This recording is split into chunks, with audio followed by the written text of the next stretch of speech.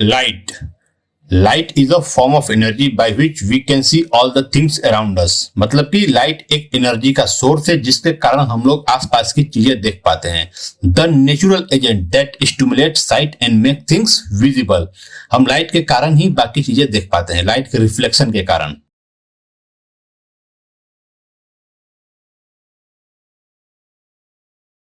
Types of object. Object दो तरह के होते हैं, लुमिनस, एक नॉन लुमिनस। लुमिनस वो होते हैं जिसका अपना लाइट होता है, और नॉन लुमिनस जिसका अपना लाइट नहीं होता, जो दूसरे सोर्स से लाइट एब्जॉर्ब करते हैं, जैसे सन, बल्ब, कैंडल्स। और नॉन लुमिनस में मून, टेबल्स और बुक्स। जो मून, टेबल, बुक्स है वो दूसरे सोर्स से लाइट एब्जॉर्ब करके चमकते हैं, रिफ्लेक्ट करते हैं, तभी हम लोग चीजें देख पाते हैं। लुमिनस और नॉन लुमिनस आप देख सकते हैं इमेज के ऊपर, जैसे सन लुमिनस है और बाकी चीजें नॉन लुमिनस। अब देखते हैं हम लोग रिफ्लेक्शन ऑफ लाइट।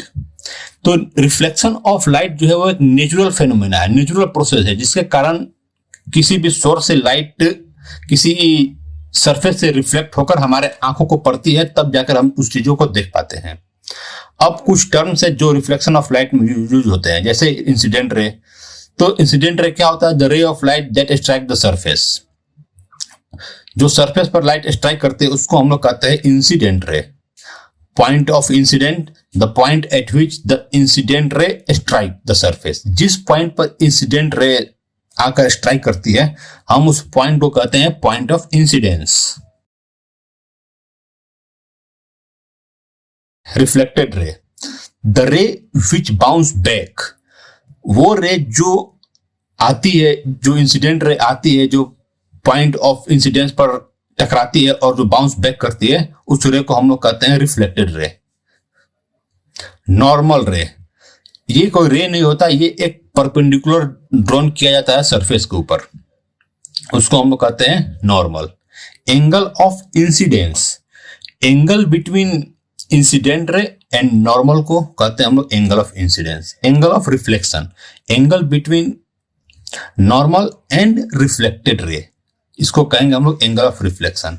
आप वीडियो में देख सकते हैं कि कैसे इंसिडेंट रे आई, सरफेस पर पड़ने के बाद वो टकराकर फिर आंखों को गई। बीच में हम लोग रेड कलर का एक नॉर्मल बनाए हैं। आप इंसिडेंट रे देख सकते हैं, आप रिफ्लेक्टेड रे देख सकते हैं, आप नॉर्मल भी देख सकते हैं। ये इंसिडेंट एंगल हो गया, एंगल ऑफ इंसिडेंस हो गया, फिर एंगल ऑफ रिफ्लेक्शन भी आप देख सकते हैं आप वीडियो में। लॉज ऑफ रिफ्लेक्शन, कौन कौन सा लॉ है जो रिफ्लेक्शन में काम आते हैं? First law, angle of incident is always equal to angle of reflection, I is equal to are.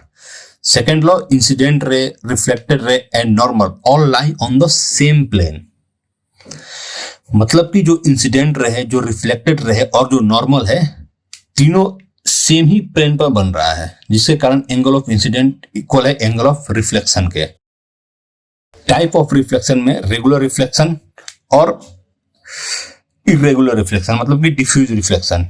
Regular reflection में सरफेस प्लेन होता है और डिफ्यूज रिफ्लेक्शन में सरफेस रफ होता है, जिसके कारण जो पैरेलल रे है उसका जो रिफ्लेक्टेड रे है उसका डायरेक्शन चेंज रहता है। Thank you.